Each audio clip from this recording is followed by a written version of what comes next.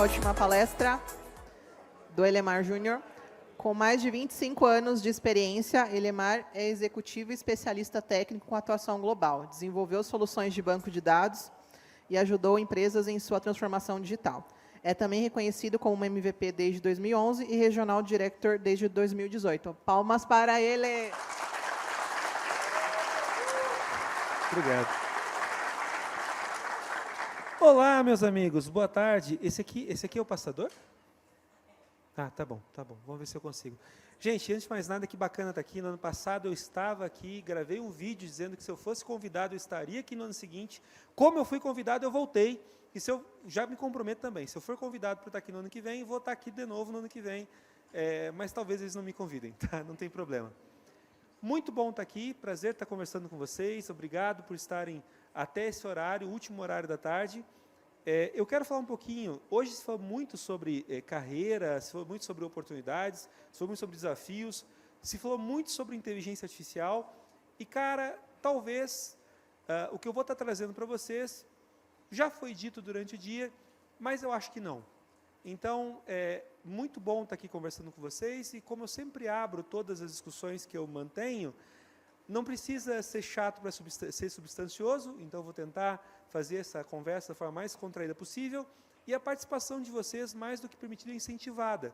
Tá? Então, se alguém tiver alguma questão durante a palestra, eu vou ter o maior prazer em ignorar. Tá?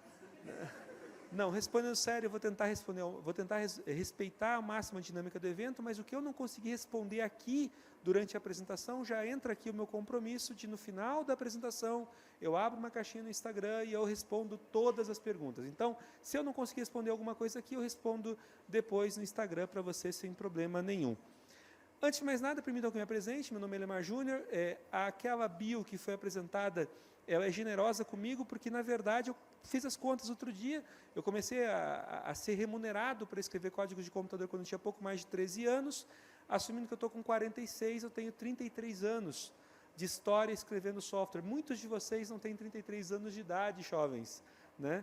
Então, o que eu vou estar falando para vocês aqui vai ser um pouquinho sobre o que eu vi funcionar, mas também sobre coisas que eu não vi funcionar em termos de carreira ao longo dos anos, o que funcionou, o que fez diferença de verdade e o que na prática não faz tanta diferença assim. Eu gosto de me apresentar como sendo um cara de tecnologia que também fala de negócios, e eu acho que isso é importante porque, gente, olha só, eu trabalhei a minha vida inteira em empresas de alta tecnologia e eu posso confessar para vocês que uma das minhas maiores frustrações era, mesmo em empresa de tecnologia, conversar com gente de negócio que não entendia de tecnologia. Cara, como é que pode um negócio desse numa empresa que vive de vender tecnologia, as pessoas não entenderem de tecnologia? E eu brinco que, durante um bom tempo, eu falava, cara, eu vou aprender um pouquinho sobre o negócio, porque eu usei uma ilusão de que teria uma ponte, que eu iria até metade da ponte, e que eu encontraria a pessoa, do pessoal de negócio lá. O grande fato é que, cara, eu cheguei na metade da ponte e as pessoas não vieram, e eu fiquei sozinho. E aí, tentando me enforcar com um pé de couve durante um bom tempo, resolvi desistir, resolvi atravessar a ponte e aprender um pouquinho mais da língua de negócios. Então, primeira dica prática, eu sei que vocês já ouviram isso diversas vezes, cara, você precisa falar com gente de negócios. Sabe, assim, tecnologia hoje é relevante demais para ser desenvolvida somente pelas áreas técnicas. Não dá mais para a gente falar sobre tecnologia só dentro das áreas técnicas. A gente precisa falar de tecnologia em toda a empresa, é um interesse transversal. E por que eu trago isso? Bom, antes de continuar, eu sei que alguns de vocês gostam de fazer coleta dos slides, fotos, tudo mais, vocês estão autorizados a fazer isso, mas aqui fica o meu convite, tá? Aqui tem um QR Code, se você entrar nesse link, você vai conseguir baixar a apresentação. É claro que vão tentar te vender alguma coisa depois, mas você pode negar o convite, está tudo certo, não tem problema nenhum. No final da apresentação, eu vou repetir o QR Code, caso não tenha tempo, aí eu trago de novo para vocês poderem baixar a apresentação inteira. Vai ser bacana poder compartilhar com vocês. Bom, mas eu quero falar então com vocês sobre eu quero fazer algumas provocações, para a gente pensar em carreira, para a gente pensar em como que a gente pode crescer. A primeira coisa que eu queria trazer para vocês é que, cara, tecnologia é mais importante do que nunca. Cara, em 2011, um cara chamado Mark Andreessen falou que o software engoliria o mundo. O título do artigo era Por que o software iria engolir o mundo? Tá? E foi lá que ele cravou uma coisa que talvez vocês repitam, mas não saibam que vem desse artigo, de que, no futuro, toda empresa seria uma empresa de tecnologia, as empresas que não se transformassem em empresas de tecnologia deixariam de existir, ou seriam irrelevantes? Vocês seguramente já ouviram essa frase, essa afirmação, e posso dizer uma coisa para vocês, embora eu concorde com essa frase, ela não é exatamente simpática para pessoas que não são da área de tecnologia. Tá? Então, o que eu quero trazer para vocês como provocação é o seguinte, ó, não é mais possível você encontrar nenhuma atividade relevante em qualquer empresa, mas qualquer empresa mesmo, que não seja feita hoje com apoio de tecnologia. Não tem. Cara, você pode falar de qualquer organização. Nada que é feito hoje é feito sem o apoio de tecnologia. Nós, seres humanos, nós crescemos e dominamos o mundo desenvolvendo ferramentas. Como espécie, nós não somos a espécie que voa melhor. Aliás, a gente nem voa. Né? Como espécie, nós não corremos mais rápido. Como espécie, nós não somos os melhores nadadores. Mas, cara, nós construímos ferramentas que nos permitem voar, nós construímos ferramentas que nos permitem nadar, nós construímos ferramentas que nos permitem correr mais rápido que qualquer animal. E assim a gente domina o mundo. A gente cresceu desenvolvendo ferramentas. E, cara, essas ferramentas hoje viabilizam o nosso estilo de vida. Tecnologia está presente em tudo que a gente faz, dentro e fora do trabalho. E esse ponto faz entender o seguinte, aqui vem uma provocação que eu faço sempre, e que eu preciso que vocês façam para vocês também. Cara, tecnologia pode assumir dois papéis. Primeiro, o papel que eu mais gosto, cara. Tecnologia pode ser aceleradora, potencializadora, cara, pode simplificar, pode viabilizar uma série de iniciativas. Todo mundo que está aqui, que trabalha com tecnologia, costuma defender essa teoria com muita facilidade. Mas posso contar uma coisa para vocês? Em 2016, eu resolvi me transformar naquilo que eu mais odiava, eu virei consultor. Né? Eu tinha pavor de consultor. Né? Eu sempre considerei consultor engenheiro de obra pronta. Sabe, o cara que olha para botar defeito no trabalho dos outros. Modéstia à parte, eu sou muito bom fazendo isso também. Mas, cara, o grande fato, e que eu percebi quando me transformei em consultor, eu comecei a apoiar algumas empresas, algumas das maiores empresas do Brasil, algumas muito grandes no mundo inteiro, é que, cara, a tecnologia também consegue assumir um outro papel. Pode ser, às vezes, um ponto de complicação, dificuldade. A tecnologia, às vezes, inviabiliza. Pode ser uma restrição, um gargalo. Quantos e quantos lugares você encontra pessoas de negócio comentando que, poxa, para você fazer qualquer mudança, você precisa de um projeto, e qualquer projeto dura 6 meses, pelo amor de Deus. E monta um comitê de priorização e... Cara, como é que você faz com isso? Então, o grande ponto é o seguinte, ó, hoje em dia, não é mais possível, na verdade, não é responsável, seria, você falar sobre qualquer coisa, sobretudo estratégia, sem falar sobre tecnologia. Essa é a mudança que o pessoal de negócio precisa fazer. Aquele tempo em que o executivo dizia que, poxa, quem sabe de tecnologia é o meu amigo, quem sabe de tecnologia é o meu sobrinho, é o cara do departamento de TI, que também é o pessoal que cuida do ar-condicionado, cara, esse tempo não emplaca mais. A gente precisa que, poxa, tecnologia seja discutida dentro da sala de diretoria para poder falar sobre estratégia. Porque a tecnologia pode impedir que você coloque em produção alguma coisa que pode fazer diferença para o negócio. E o fato, senhores, é o seguinte, ó, o valor das empresas, essa é outra coisa interessante, tá? A gente está chegando numa era em que as empresas estão valendo múltiplos trilhões de dólares. E, cara, quase todas as empresas que estão valendo esses múltiplos trilhões de dólares hoje, cara, o valor não é construído como era no passado em ativo físico. O valor hoje em dia é construído em ativo lógico, ativo de conhecimento. E ativo de conhecimento é suportado por tecnologia. Senhores, o fato é que a gente precisa entender como negócio, e aí eu faço essa ideia do negócio e para a carreira. Como é que a gente cresce na carreira? A gente cresce na carreira gerando mais valor para o negócio. Então, a gente tem que falar sobre essas duas coisas. E o que eu vou falar aqui vale para as duas coisas. Olha só, a gente precisa entender que mudar é mais importante do que nunca. Mudança é algo mais importante do que nunca. Vocês já viram 300 apresentações falando sobre o ritmo acelerado das mudanças. Mas olha só, em 2000, no relatório de 2000 da GE, o Jack Welch, que era o founder, não era founder, foi presidente da GE durante muitos anos, é considerado por muitos talvez o maior executivo de todos os tempos. Cara, em 2000, o Jack Welch soltou isso aqui no relatório, cara. Ele fala o seguinte, ó, acreditamos que quando, estamos num tempo, né, acreditamos que há muito tempo, que quando a taxa de mudança dentro de uma instituição se torna mais lenta, estou copiando, estou lendo aqui, tá? Se torna mais lenta do que a taxa de mudança externa, o fim está próximo, a única questão é quando. Cara, o cara escreveu isso em 2000. Taxa de mudança... Então, o que nós levamos para isso? Vocês já devem ter ouvido falar sobre VUCA, né? VUCA. E isso aqui são características do mundo moderno, cara. A gente vive VUCA ou MUVUCA, não sei. Mas, cara, o fato é que a gente está sim num mundo que é volátil, onde existe um bocado de incerteza, onde existe um bocado de complexidade, onde existe um bocado de ambiguidade. Meus amigos, o cenário está muito dinâmico, certo? E me alegra ver de muitas formas, quando eu vejo hoje nas apresentações, eu vi várias, o pessoal falando, ó, foca nos fundamentos, foca nos fundamentos, foca nos fundamentos. Cara, algum tempo atrás perguntaram para o Jeff Bezos, da Amazon, o que mudaria, sempre perguntam para ele, o que vai mudar nos próximos 10 anos, o que vai mudar nos próximos 10 anos? O Jeff Bezos respondeu, cara, embora a pergunta sobre o que vai mudar nos próximos 10 anos seja tremendamente relevante e importante, para a estratégia, a gente deveria perguntar o que não vai mudar nos próximos 10 anos. O que não vai mudar nos próximos 10 anos? No caso da Amazon, especificamente, as pessoas querem produtos mais baratos, entregues em menos tempo. Então, tudo que a Amazon faz é sobre entregar produtos mais baratos, entregues em menos tempo. O que não vai mudar com relação ao teu trabalho nos próximos 10 anos? De fato, aonde que você entrega valor? Eu estava brincando há pouco tempo, mas olha só, o valor do teu trabalho não é definido por quantos caracteres você digita, por quantos cliques de mouse você dá, exceto se você trabalha no Itaú. Mas, cara, na verdade, eu acho que o Itaú não gente, assim, ó, é ingenuidade demais pensar que os caras foram tão curtos ali, tá? Tem coisas que a gente não sabe com toda certeza. Mas o ponto todo é, o que você deveria atentar é o que é fundamento naquilo que você faz. O que você entrega de valor. Aliás, aqui é uma provocação para os agilistas de plantão, tá?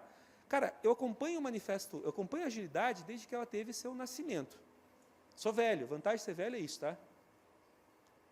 Cara, e uma coisa que se fala, e que você tem que entender é o seguinte, ó, texto sem contexto é pretexto. Texto sem contexto é pretexto. Todos os métodos ágeis falam que você tem que entregar mais valor para o cliente. Maximizar a entrega de valor, entrega de valor para o negócio, aliás. O que é valor para o negócio, fi? Boa parte dos agilistas, ou pretensos agilistas que eu encontro, não falam sobre valor no negócio, falam sobre valor para o usuário. Você sabe o que é valor para o negócio? Enfim, o teu trabalho acaba sendo esse. O ponto todo, eu também vou deixar o Bunny para o lado, porque esses acrônimos vocês conseguem ver na internet, vocês não vieram aqui para isso, certo? Mas o Bunny também é um bom acrônimo, que fala que a gente está num mundo que é quebrado, ansioso, não linear e incompreensível. Enfim, é aquelas coisas que o consultor gosta de colocar, não estou em consultoria, né? Está tudo certo, não estou vendendo hora, tem que entregar no prazo, então, bora lá. Mas aqui vem o que eu entendo que é chave para as nossas carreiras.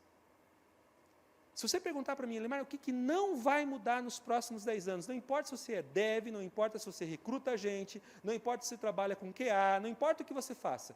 O que não vai mudar nos próximos 10 anos? Certeza que é isso aqui, ó.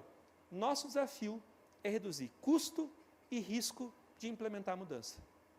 No final do dia, o que se espera de você é que você torne a implementação de uma mudança mais barata e menos arriscada. É sobre isso, gente. É sobre isso. Sabe? Eu consegui, eventualmente, introduzir uma nova feature que possa fazer uma diferença para o negócio, sem necessariamente introduzir custo e risco. É sobre redução de custo e risco. Como é que, você tem que aprender a vender para o negócio, blá, blá, blá. Como é que você aprende a vender para o negócio? Falando sobre custo e risco. Aliás, deixa eu dizer uma coisa para você. Se você tem uma ideia fantástica de tecnologia e que você deseja implementar, cara, se você não consegue defender a sua ideia em termos de custo e risco, você só tem um capricho, cara. Você não tem algo pronto para vender para o negócio. Aprenda a falar sobre custo e risco. Agora, como é que você faz isso na prática? Gente, o desafio é tornar um pouco mais fácil, um pouco mais barato, aquilo que eu faço todo dia. O que você faz todo dia? Essa coisa que você faz todo dia, você tem que achar um jeito de fazer ela ficar mais fácil e ficar mais barata. E aí, meus amigos, para nós que trabalhamos para quê? É dev, cara, escrever código pode ficar mais barato e mais fácil, aprender sobre um novo framework pode ficar mais barato e mais fácil, ter uma qualificação, uma geração de um documento, pode ser algo que pode ficar mais barato e mais fácil? Cara, é sobre isso. Então, no lugar de você pensar em inteligência artificial, IA, como inteligência artificial, fica aqui a minha provocação. Vai para casa pensando que não é inteligência artificial, é inteligência aumentada. É para te aumentar. É para te deixar fazer aquilo que você faz todo dia, ficar mais barato, ficar mais fácil. Porque no final do dia, gente, é sobre isso. É sobre tornar aquilo que você faz todo dia mais barato e mais fácil. Se você não quer usar a IA para isso, tudo bem. Mas, cara, é uma excelente ferramenta para tornar mais fácil, mais barato aquilo que eu faço todo dia. Simples assim. Simples assim. E aí você tem diversas oportunidades. Cara, o André Noel estava falando, aliás, ele pediu para avisar que ele continua no evento, tá? Ele só foi acompanhar uma outra palestra que eu achava que era mais legal que a minha. E ele falou exatamente desse jeito. Enfim, tudo bem, eu também não gosto dele. Gosto sim, gosto sim. Mas, cara, o André Noel falou sobre você utilizar Notebook LM, por exemplo, que é uma ferramenta da Google que, aliás, funciona de graça, tá? Você não paga nada. Cara, você baixa X documentos. Cara, e eu fiz um teste. Eu tenho carreira acadêmica, enfim. Eu baixei um paper, difícil para um caramba. Em alemão, que também é difícil para caramba. Notebook LM. Notebook LM de Language Model. Deixa eu pegar por... Cara, qual é o barato do Notebook LM, tá? Como dinâmica, você sobe PDFs, vídeos do YouTube, qualquer coisa, ele consegue pegar aquele conteúdo e você consegue fazer perguntas sobre aquele conteúdo. E aí não vai ter chance de delirar, tá? Alucinar. Ele vai responder com base no que está lá. Então, por exemplo, coisa que eu faço todo dia, tá? Eu pego um vídeo do YouTube de 1 hora, antes de parar para ver 1 hora do vídeo, eu vou lá, pego o link, vou para o Notebook LM. Cara, me faz um resumo. Eu vejo o resumo, vejo se me interessa. Sabe aqueles clickbait desgraçado? 10 ferramentas para você poder... E você pensa, caramba, eu tenho que assistir as 10 ferramentas para no final perceber que eu não gostei de nenhuma? Cara, para mim fica fácil. Isso não me pega mais. Eu pego o link do vídeo, vou para o Notebook LM e pergunto, quais são as 10 ferramentas? Ah, são essas, agora eu decido se eu quero ver ou não. Entende? Mas olha só, peguei um paper, e cara, peguei o paper, e disse, poxa, paper difícil, em alemão, com matemática. Cara, como é que faz? Notebook LM, eu pergunto em português e responde em português. Aliás, numa empresa, tinha devs que trabalhavam com automação residencial. Cara, eles tinham manual das peças que vinham da China, os componentes. O manual em chinês tinha isso aqui de páginas. O manual em inglês tinha isso aqui de páginas. Eu acho que dizia, leia no manual em chinês. Cara, você sobe o manual em chinês para o Notebook LM e pergunta em português. E ele te responde, e ele te apresenta em que página que aquilo está. E aí, nesse artigo que eu peguei em alemão, eu pedi para ele gerar um podcast, e ele gera um áudio podcast, para eu pegar e ouvindo num tom que eu consiga entender, que é até interessante. Cara, se você disser para mim que isso não tem potencial para transformar a tua carreira, que isso não tem potencial para transformar, para te dar acesso a coisas que você nunca entendeu, e que agora você pode entender, aprender e colocar em prática, se você disser que isso não mudou a tua carreira e não te dá perspectiva para avançar, você tem que comer capim, bicho. Desculpa. Mas tem que mesmo, poxa vida. Olha o tamanho da oportunidade que você tem para trazer para minutos coisas que demorariam dias. É democratização do conhecimento. É sobre isso. Então, assim, a gente precisa achar formas de tornar mais fácil, mais prático, aquilo que a gente faz todos os dias. Essa frase a Google utiliza para falar sobre engenharia, tá? Mas, na verdade, onde está a boa gestão, você pode colocar qualquer coisa. A boa gestão, a engenharia, o bom desenvolvimento de software, qualquer coisa, asterisco, tá? É aquela que consegue suportar as mudanças de escala que acontecem ao longo do tempo sem perder a eficiência. As 3 variáveis aqui são escala, tempo, eficiência. Escala, tempo, eficiência. Tem um vídeo interessantíssimo que conta a história de 10 anos de arquitetura da Google, de 2001 a 2011. De 2001 e 2011, os caras tiveram que mudar a Google 10 vezes, porque eles tiveram mudanças de escala significativas 10 vezes nos 10 anos, crescimento exponencial. É sobre, lembra, se a Google não conseguisse implementar as mudanças, não existiria a Google. É sobre isso, é sobre implementar mudança rápido. Cara, escala. Gente, tem gente que fala para mim assim, poxa, eu sou arquiteto de software, dou mentoria em arquitetura de software, e às vezes eu vejo nos clientes pessoas dizendo, nós vamos usar essa solução aqui, porque essa solução é uma solução que o Netflix usa.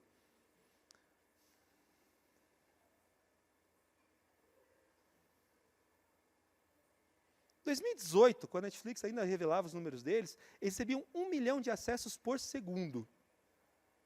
Tem aplicações dos senhores que não recebem 1 milhão de acessos a vida inteira. Cara, tentar trazer para o teu mercado, para a tua escala, uma solução Netflix, até funciona, só não vai te deixar eficiente. Agora a gente está falando sobre IA. Há 2 anos atrás, 3 anos, é tudo sobre microservices. Microservices. Aí o palco ficava o dia inteiro com a gente falando sobre microservices.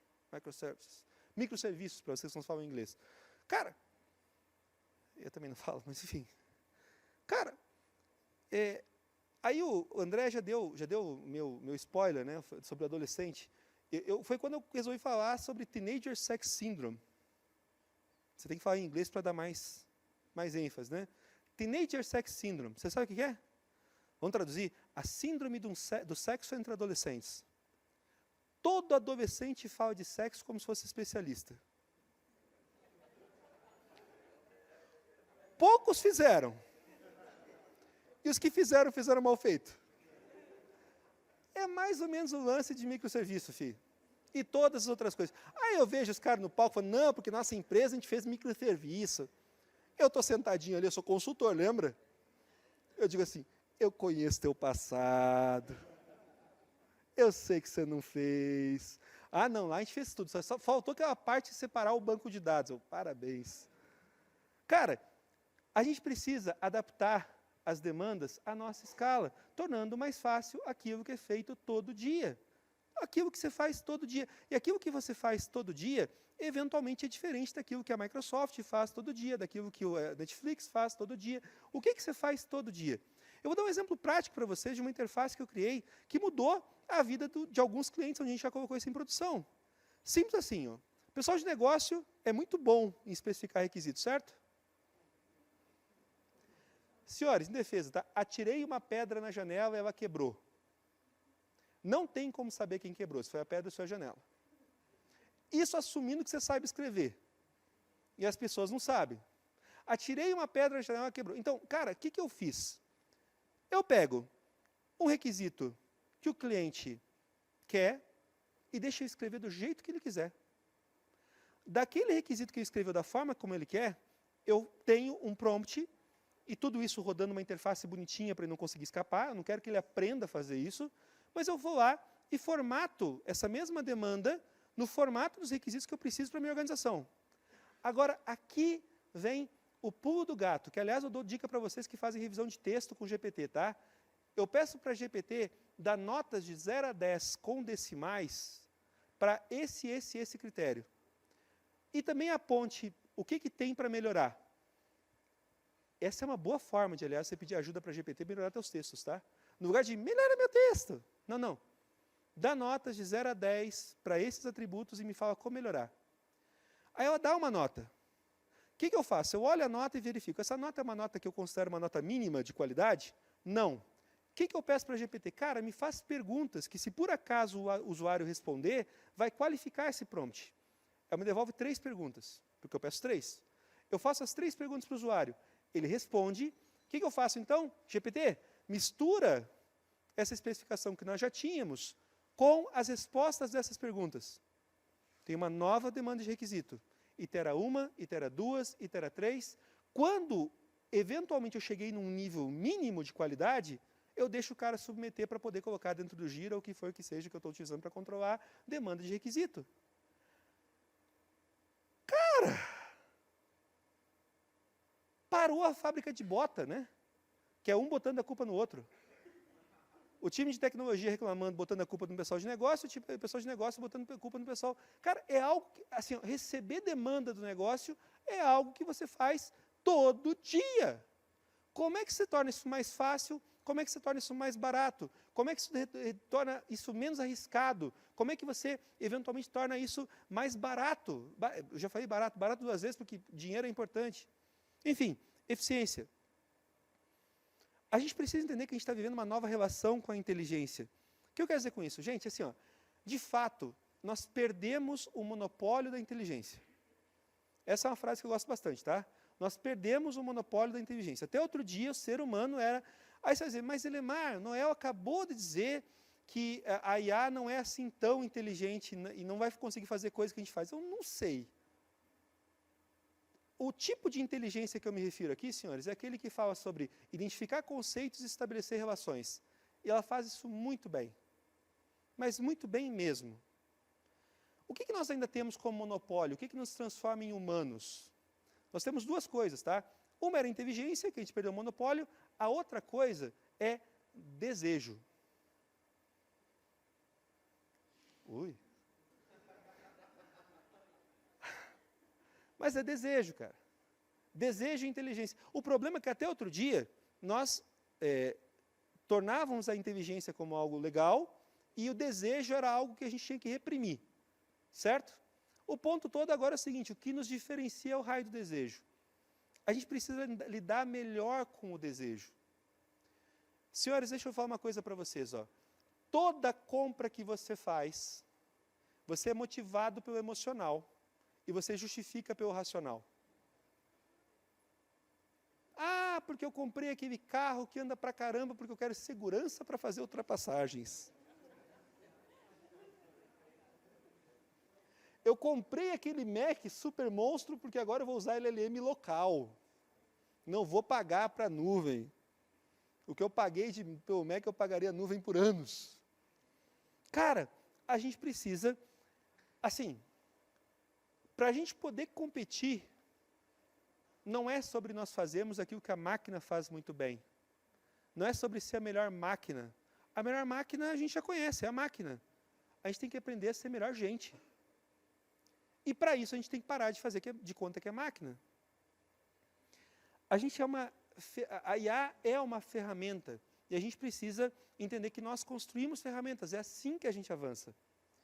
Agora, 0% de IA é fatal. Você não vai ser mais competitivo sem usar IA. Agora, 100% de IA também é fatal. Outro dia saiu uma notícia legal, repercutiu. A IA apagou um banco de dados em produção.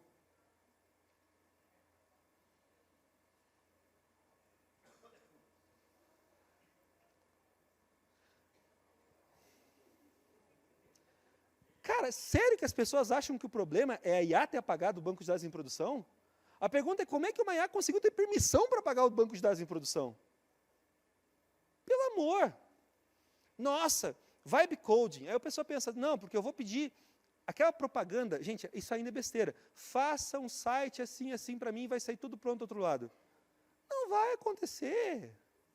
E sabe por que não vai acontecer? Eu vou explicar para vocês por que não vai acontecer. Tem um negócio que eu vejo acontecendo há 30 anos. E há 30 anos não funciona. Há 30 anos a gente entende que é papel do negócio estabelecer requisito. Certo?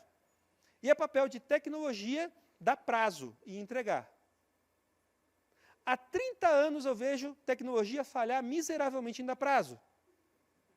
Se você perguntar para um dev quanto tempo demora para fazer alguma coisa, se ele disser que demora uma manhã, vai o dia.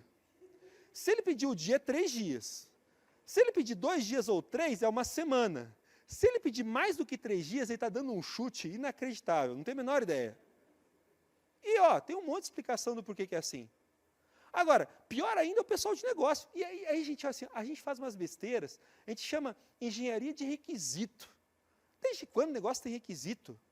O negócio tem hipótese. Hipótese. Os caras acham que fazendo a determinada coisa vai dar resultado. O que acontece? Eles vão testar a hipótese. E quando testa a hipótese, vê que não deu resultado.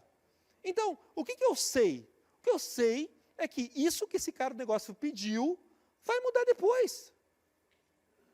Então não é sobre escrever a primeira versão do software, é sobre dar manutenção. Ah, Elemar, então você está dizendo que Vibe Coding não funciona? Não coloque palavras na minha boca.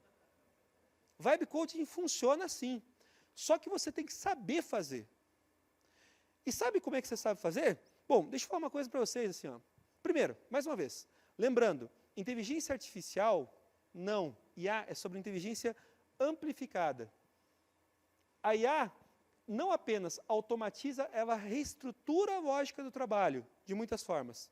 O que eu vejo, cara? Eu vejo que a gente vai ter aí movimentos de transformação. Mas deixa eu trazer esse ponto, antes de entrar para o Júnior ser definido, para concluir aqui a ideia. Até outro dia, eu dizia que o arquiteto de software, por exemplo, precisava ser um orquestrador.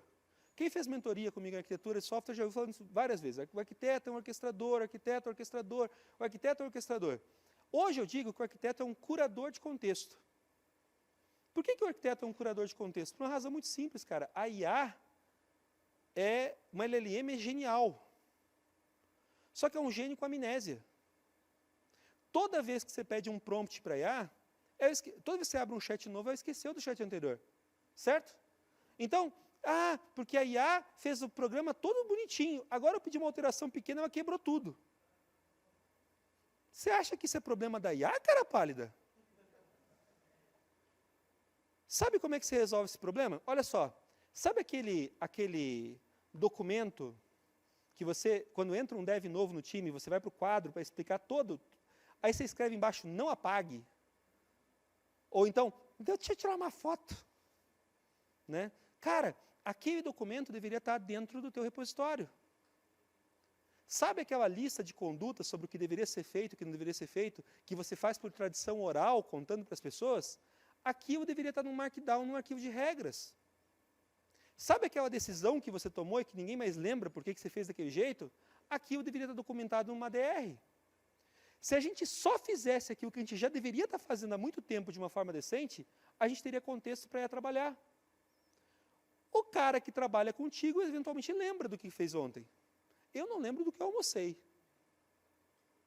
Mas a IA seguramente não lembra de nada. Então, cara, você tem que ter ferramenta para ajudar ela nisso. O fato é, o Júnior foi redefinido. Senhores, Elemar, mas você fala isso com uma certa satisfação. Eu posso fazer duas coisas aqui, tá? Eu posso usar o óculos preto da desgraça ou o óculos cor-de-rosa da oportunidade. O fato de eu negar a realidade, a verdade, senhores, ela cumpre seu papel e ela não precisa de defesa. Certo? Então vamos lá. Não é do fato de eu não gostar, por exemplo, de uma IA fazer código melhor do que eu, para muita coisa faz, que vai tornar isso inválido. Deixa eu contar um fato para vocês, tá? Lembra o notebook LM que eu estava falando aqui agora, há pouco tempo? Cara, na frente do meu escritório em Caxias, eu tenho a Exime, empresa de consultoria, na frente do meu escritório tem um escritório de advocacia. Nesse escritório de advocacia tinha um exército de advogados recém-formados. O que os caras faziam? Esses advogados recém-formados passavam o dia lendo o processo e redigindo peça. Lendo o processo para fazer um resumo, para levar para um advogado mais sênior, que basicamente lia aquele resumo e dava uma instrução sobre a peça que tinha que ser redigida para poder fazer o trabalho depois. Certo? Se eu estou usando notebook LM, para que eu preciso de um cara lendo o processo? Se eu tenho eventualmente uma IA que eu consigo eventualmente trabalhar para que ela escreva com uma redação legal, por que eu preciso de um cara desses redigindo peça? Pior, com a quantidade absurda de erros. Com o Ctrl-C e Ctrl-V, que às vezes o cara esquece de trocar o CNPJ do cliente que está no processo. Cara, não faz mais sentido. Então é o seguinte, na prática, o trabalho, em quase todas as áreas, tá? O trabalho que precisava ser feito por um júnior, cara, não precisa mais. Daquele jeito. E aí, por que eu falo que a gente está no fenômeno de juniorização? Cara, porque o meu pleno virou o novo júnior. Eu nem sei quanto tempo eu tenho, moça, mas eu espero que seja muito. Mais de 10? Uau! Hoje eu vou estourar um pouquinho. Cara, o pleno passa a ser o novo júnior, o sênior passa a ser o novo pleno. E o fato é, nós estamos frente a um novo fluxo de trabalho. O flow do trabalho mudou. E eu vejo isso, assim, senhores, eu nunca na minha vida pensei que eu escreveria código sem Visual Studio. Porque eu considerava as ferramentas do Visual Studio a minha vida. Visual Studio mais ReSharp era igual a amor.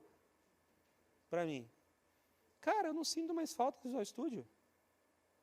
Porque o jeito que eu escrevo código não é mais aquele. Eu não sinto mais falta daquelas ferramentas, entende? O nosso fluxo de trabalho mudou. Não que não tenha mais lugar para júnior, mas a expectativa do que um júnior faz é diferente. Isso é bom. Isso é progresso. Isso é progresso. Cara, quando eu comecei a programar, eu programava em C++, e você programava o dia inteiro e deixava a máquina compilando à noite, para no outro dia perceber que teve um bug na compilação e se tentar descobrir quem foi o desgraçado que esqueceu o ponto e vírgula. Né? Aliás, talvez seja por isso que o compilador mostrava que as mensagens estão ruins, né? Porque para justificar, coitado do Júnior que esqueceu o ponto e vírgula, porque se nem o compilador consegue entender que foi o ponto e vírgula, enfim. Depois, eu passei tempo mesclando Assembly com C++ e tal, cara, coisa, não era necessariamente trabalho de, oh meu Deus, ele é Assembly, não é coisa de Júnior. Mas, bicho, assim, ó, a forma como o meu trabalho foi sendo feito foi mudando ao longo desses anos todos. E isso é normal. Hoje de manhã o Balta perguntou, quem aqui usa ChatGPT? Quem aqui usa Stack Overflow? E, cara, eu me dei conta que faz muito tempo que eu não abro Stack Overflow. Né? Perguntei para a Robertinha Coverde naquela época, que a Robertinha Coverde trabalha hoje na Google, mas trabalhava no Stack Overflow. Eu perguntei, Roberta, como que o Stack Overflow faz para botar o site no ar quando o Stack Overflow cai? Porque vocês consultam o Stack Overflow. Cara, o Stack Overflow passou de ser um dos 15 sites mais acessados do mundo para praticamente não ter acesso hoje. Indo mais tempo atrás, cara, eu pensava que o jQuery era imortal. Enfim, o fato é, o trabalho do júnior foi redefinido. A gente está numa era de juniorização. A juniorização implica que o júnior se muda a expectativa que se espera dele.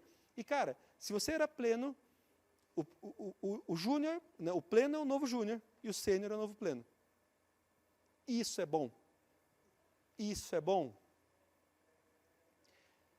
Quando todo o trabalho do júnior, quase todo o trabalho do júnior hoje pode ser feito por IA.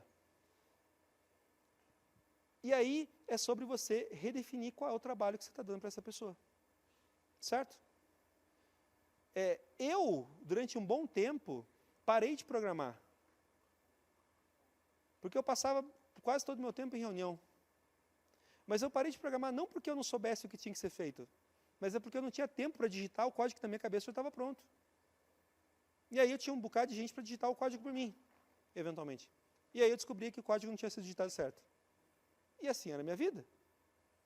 Cara, eu nunca escrevi tanto código quanto nos últimos dias. Aí você diz, mas quem escreveu não foi você, fui eu sim. Sabe por quê?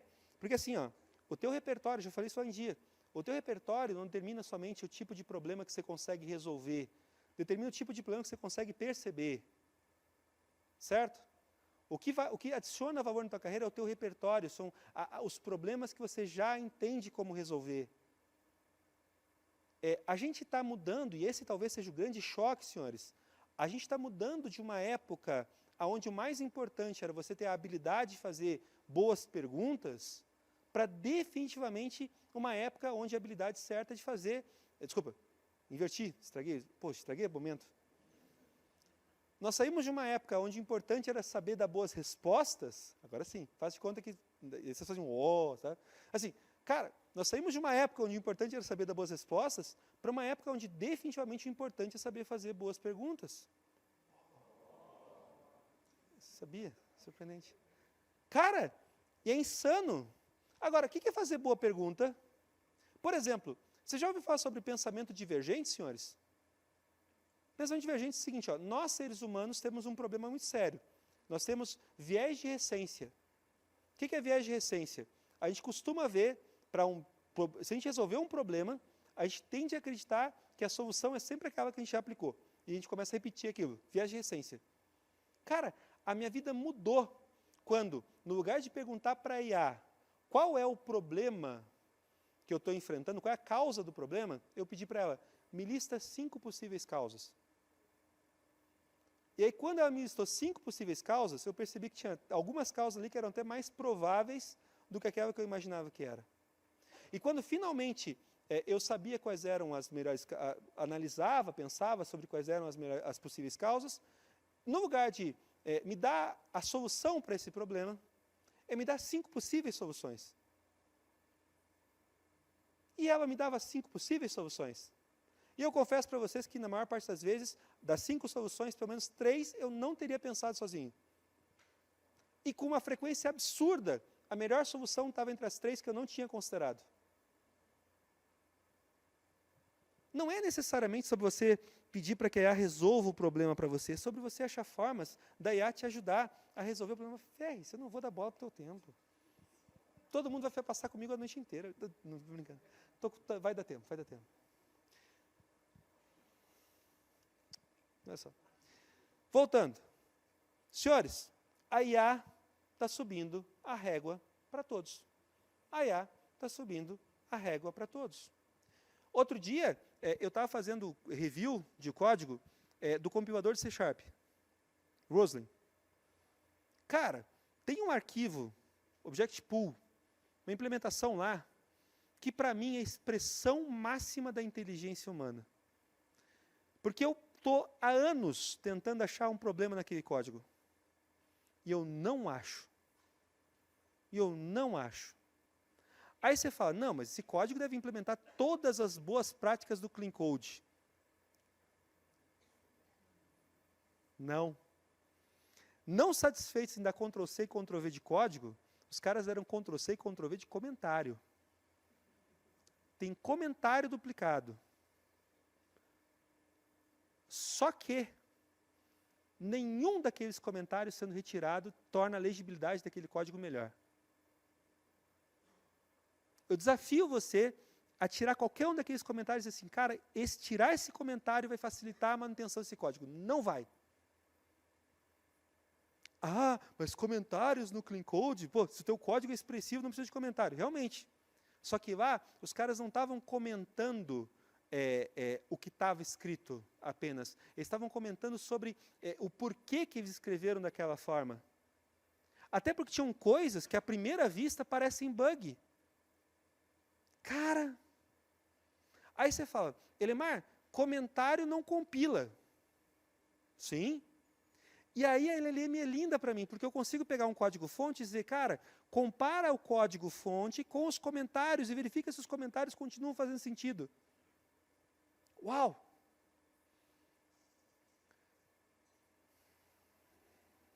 O código que você vai escrever não é aquele que o Clean Code preconiza. O código que você vai escrever é exatamente aquele código que foge das regras do Clean Code e mesmo assim são mais limpos do que qualquer código que o Uncle Bob escreveu na vida, porque aliás ele escreve mal pra caramba.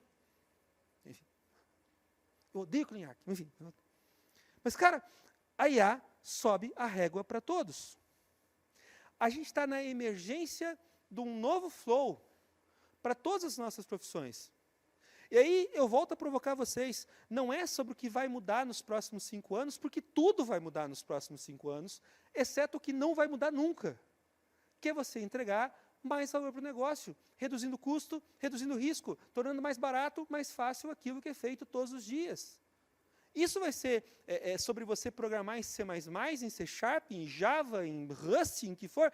Não, cara, talvez não. Mas o teu trabalho não é necessariamente esse. Mais do que boas perguntas, dar boas respostas também. E a gente precisa entender que a competição, né, por talentos vai, de fato, mudar de arena. E aqui a gente tem uma redefinição do que a gente entende por competência, né? Senhores, mais uma vez, muito mais do que desenvolver software, cara, isso já é verdade hoje, antes da IA. Todo mundo que está aqui, se está aqui num sábado de tarde, é porque, cara, começando na carreira você não está. E se você está, parabéns, você vai crescer muito rápido. Mas deixa eu contar um segredinho para vocês. Não é sobre escrever código melhor. A expectativa não é desenvolver software. A expectativa é desenvolver gente. Como é que você escala a empresa? Desenvolvendo gente que escreve software. Aliás, quando você avançar, você vai desenvolver gente que desenvolve software. E é assim que você escala o negócio. É assim que você consegue escalar o negócio de forma a manter a eficiência ao longo do tempo. Então, não é sobre você achar formas melhores de escrever software com IA. É sobre você ajudar a empresa a fazer isso. A carreira linear morreu, né? E aqui tem um problema, mas enfim, a carreira linear morreu. E, cara, de muitas formas, o que você agrega de mais diferencial para o negócio é a sua perspectiva do mundo. Ninguém consegue explicar o mundo da forma como você explica. Qual é o valor do diverso, senhores? Fora o aspecto social. Qual é o valor do diverso? O valor do diverso é que pessoas diferentes vão ter histórias de vida diferentes que vão me ajudar a perceber coisas que eu não percebo. Eu posso ser o mais empático possível. Eu nunca fui mulher.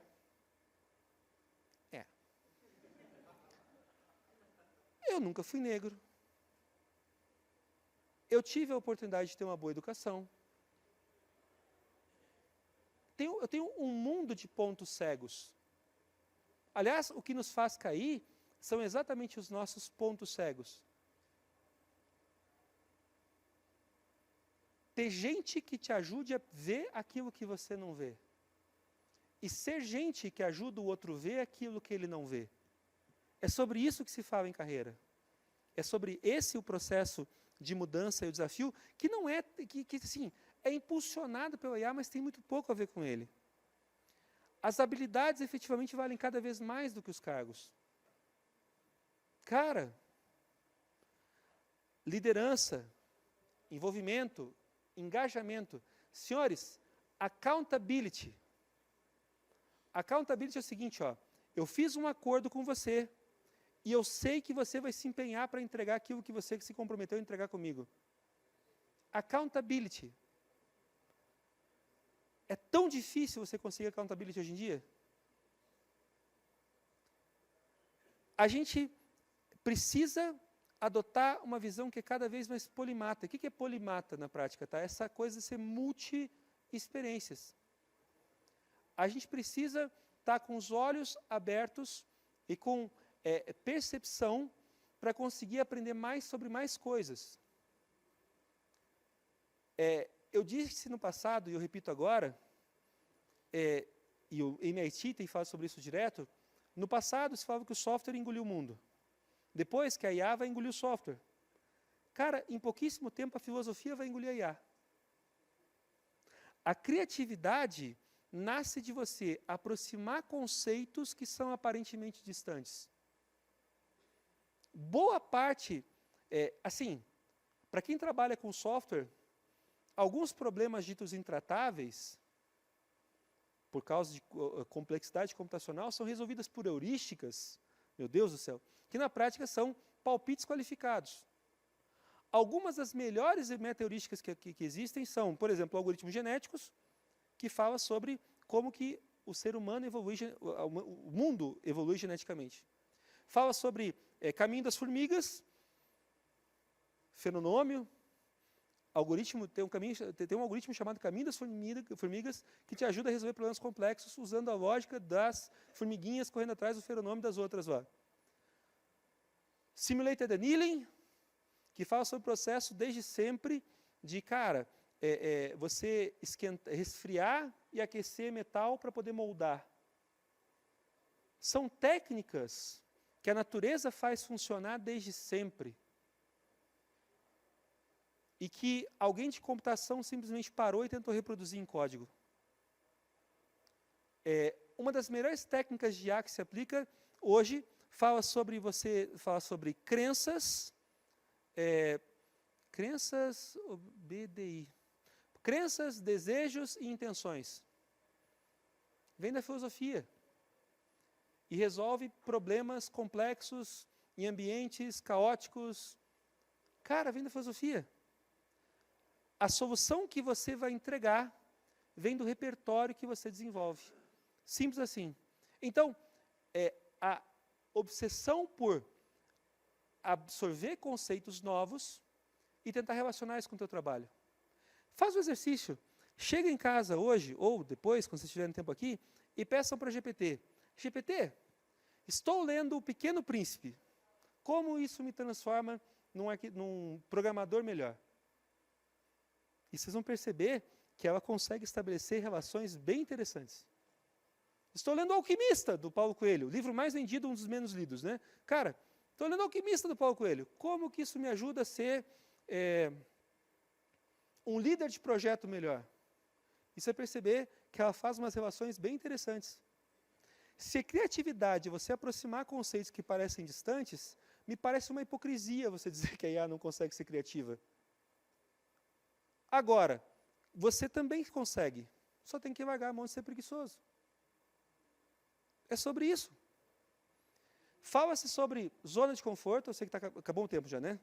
Fala-se sobre zona de conforto, fala-se sobre zona de medo, zona de aprendizado, zona de crescimento. Sobre essas 4 zonas especificamente, porque acabou meu tempo, eu não vou ter muito tempo para discorrer, eu só quero observar algumas coisas importantes para vocês, meus amados. O medo do ser humano nasce frente a tudo aquilo que nós não entendemos. Quando você pega qualquer coisa nova, a nossa atitude padrão é fugir ou lutar. E, cara, fugindo, a gente evita o tema. E lutar, modernamente, a gente fala muito mal no Twitter ou no LinkedIn, né? Cara, o que eu estou vendo de gente boa falando mal da IA, eu olho assim, cara, por que o cara está falando mal da IA? Porque ele está usando a filosofia do Homer Simpson, a culpa é minha e põe em quem eu quero. Como é que você evita isso? Tem 2 processos, ó. Familiarização, facilitação. Familiarização, facilitação. Eu vou estender um pouquinho, mas agora não é mais. Depois vocês cortam o microfone. Cara, o que é familiarização, o que é facilitação? Quem aqui tem filho pequeno? Alguns. Muito bom. Cara, se vocês ainda não fizeram essa experiência, eu vou fazer em algum tempo, tá? Você vai apresentar o teu filho pequeno para um cachorrinho. Certo? E aí, a princípio, a criança pode ser meio sem noção e tudo mais, mas geralmente o que acaba acontecendo é que a criança fica assim, ó, com medo. O que você faz? Primeira coisa, você vai lá e põe a mão no cachorrinho. Você, olha que bonitinho. Está vendo o cachorrinho? Olha aquele bonitinho, o bichinho. Quando a criança diz, é bonitinho, aí você fala, vem cá, dá a mãozinha. Vamos pôr a mão com o pai, ou vamos pôr a mão com o tio, com a tia, com a mãe. Aí a criança dá a mão. Aí o que você faz? Você está do lado, porque vai que o cachorrinho faça alguma coisa, você não quer gerar um trauma também, certo? Mas, ó, você ficou lá. Você familiarizou, você facilitou.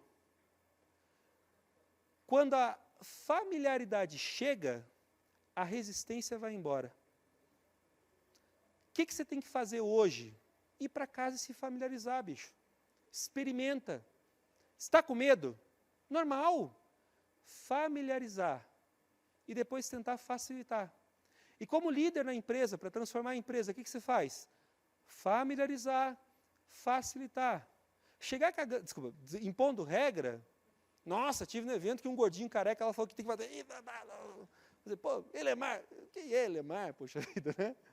Não. Familiarizar, facilitar. Familiarizar, facilitar. Primeiro para você, depois para os outros.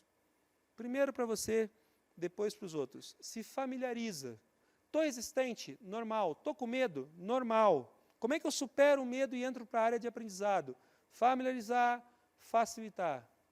Quando você consegue superar a resistência, você entra na área do crescimento. Concluindo, graças a Deus, né, para não acabar com o negócio, mas concluindo, meus amados, primeiro, eu falei que eu ia compartilhar os slides com vocês, está de novo aqui, para quem quiser pegar, mais uma vez, tá? Pode pegar o QR Code, vocês vão ter esses slides todos, vão tentar vender alguma coisa para vocês, mas faz parte da vida, tá? É só dizer que não, está tudo bem, familiarizou, facilitou, tchau, tá tudo certo. Mas, ó, a gente pode continuar e deve conversar, tá? Meu nome é Elemar Júnior, vocês vão me encontrar em todas as redes sociais como Elemar JR. Hoje ainda, nos stories, eu vou abrir uma caixinha para responder as perguntas, que não vai dar tempo para responder aqui, pelo menos não muitas. Vai dar? Não vai dar? Então, vocês vão ter que responder. Nossa, está feliz aqui. Mas, cara, vocês podem pegar, eventualmente responder, fazer as questões nas caixinhas, eu respondo todas, prometo que eu respondo todas. Fora isso, eu quero deixar 2 mensagens. Primeiro, que é estratégico você ser experimental. Mais do que nunca é estratégico ser experimental. É estratégico ser experimental na empresa, é estratégico ser experimental na carreira. É estratégico ser experimental. E a outra coisa que eu queria trazer para você é o seguinte, ó, como seres humanos, nossa obsessão deveria ser ganhar conhecimento. Mas toda vez que a gente sobe um degrau na escada do conhecimento, o que a gente ganha é uma oportunidade de vislumbrar um horizonte completamente novo da nossa ignorância. E é sobre isso. Saber muito...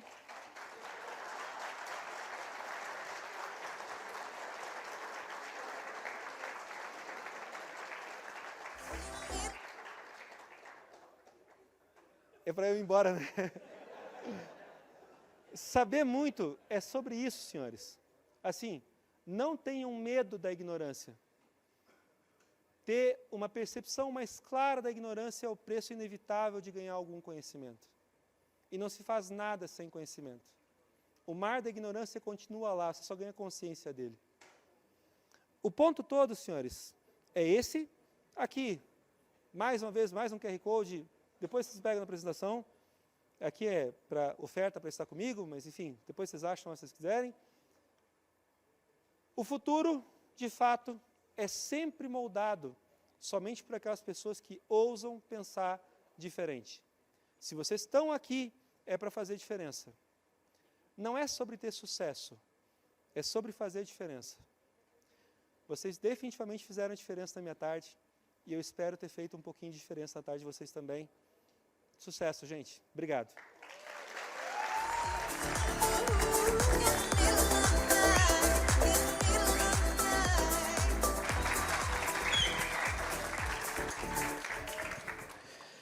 Vamos lá, pessoal, perguntas? Tem. Ah, sacanagem! Tem. Pessoal, eu vim do Rio Grande do Sul, tá? Quer Não dizer, sei quantas, não sei. no semana passada estava no DF Paraná, lá em Maringá. Eu estava lá também. Você estava também? Estava lá também. Aí eu fui até o Rio de Janeiro. Aí, do Rio de Janeiro, eu vim para Curitiba. E aí, eu estou aqui com vocês em Curitiba. E amanhã eu vou para minha casa, amanhã de tarde, final da tarde. Impossível que não tenha nenhuma perguntinha a fazer para mim, né? Vamos lá, pessoal, um de cada vez. Lá, moço, lá. Eduardo, querido. Tamo Eu vou junto tentar aí, responder, né? assim, ó, eu vou fazer o acordo de responder sucintamente, como se fosse história do Instagram, tá? Para dar tempo para responder mais gente. Hoje a gente vê que os que estão entrando no mercado, o júnior, tem essa preocupação com o advento aí da IA, né? Quais habilidades, que a gente vive uma mudança de paradigma, quais as habilidades aí que quem está começando agora na carreira precisa ter para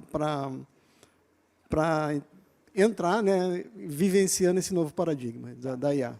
Tá, perfeito. O professor Clóvis de Barros Filho, ele deu uma resposta que eu achei genial. Perguntaram para ele, cara, qual a mudança de um aluno hoje para um aluno de 30 anos atrás? Perguntou se tinha diferença ou não. Ele respondeu, tem, cara. Os alunos de hoje têm um pensamento mais horizontal, conseguem perceber mais coisas, mas com menos profundidade. A gente perdeu, de certa forma, a capacidade de pensamento abstrato. Eu entendo que a gente precisa recobrar pensamento abstrato. Pensar de maneira abstrata, exercícios que nos levem a pensar de maneira abstrata, sabe? Esse é o grande desafio, né? Porque, assim, aquela época da melhor framework de todos os tempos da última semana terminou, né? Não vai estar sobre isso, então a gente precisa desenvolver pensamento abstrato. Seria essa a minha recomendação direta, né? Pensar de maneira abstrata te ajuda a usar IA melhor. Todo mundo, aliás, tá? Porque a crítica do professor Clóvis, ele dá aula...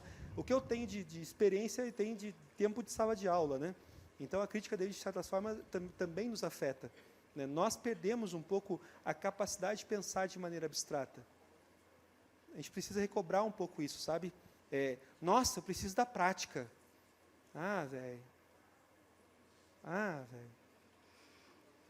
Mais uma aqui? Temos mais uma? Mais uma.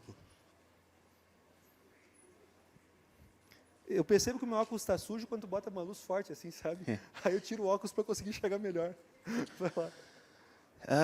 A gente aprende algumas coisas com o decorrer do trabalho, do estudo, e quando chega alguma coisa nova, geralmente a gente tem dificuldade. Tá. Como que a gente pode criar um processo para desaprender e aprender a aprender novamente? Tá. Tirar os vícios que a gente tem do desenvolvimento, com a tecnologia, alguma coisa, e reabrir a cabeça para poder aprender uma coisa nova de um jeito diferente e começar a fazer coisas mais diferentes. Excelente pergunta, cara.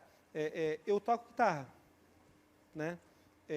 E, por exemplo, quem toca blues, quem toca guitarra, toca blues, sabe que o guitarrista de blues tem a mania de botar o dedão, sabe, para poder completar acorde, porque alguns acordes ficam mais fáceis tocados dessa forma. Esse mesmo atalho que te ajuda a tocar blues mais fácil, torna impossível você tocar outra coisa, né? A gente às vezes tem erro de postura, que são o Slash, até hoje, aquele cara que toca guitarra de pé, né? E ele está pensando, nossa, ele está fazendo estilo. Na verdade, não, ele não consegue ter amplitude de braço, porque durante muitos anos ele não aprendeu a ter postura de que um cara que toca violão clássico senta e toca certo. Então, ele não aprendeu a tocar certo, e aí o que eu entendo que é o desafio, tá? O primeiro desafio é o seguinte, é retomar a habilidade de fazer as coisas para treinar. A gente precisa retomar a ideia de afiar o machado, sabe? Como é que você corta mais rápido? Aprendendo a afiar o machado. Cara, o que eu tenho no meu instrumento, que é o meu jeito de fazer, que está me travando hoje? E eu tenho que voltar a treinar, eu tenho que voltar a praticar, certo? A gente tem que fazer isso.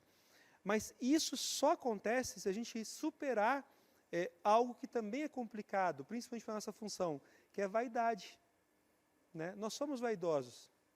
Nós temos ego, né? Ouvir alguém dizer para você que você não manda bem em alguma coisa, você fala, como assim não mando bem? Olha aqui o que eu estou entregando, entendeu? A gente tem que fazer um exercício de superação do ego e voltar a treinar fundamentos. Deixa eu dar uma dica prática sobre isso, tá? E para você pensar e tentar botar uma... Eu vi isso aqui de um cara, uma vez eu disse, pô, mudou a forma e conseguiu botar em palavras aquilo que eu penso muito, ó. Sob pressão, você é reduzido ao seu nível de treino. Sob pressão, o teu desempenho vai ser aquele que está associado ao teu nível de treino. Oscar Schmidt não errava um arremesso. Por quê? Porque ele treinava pra caramba.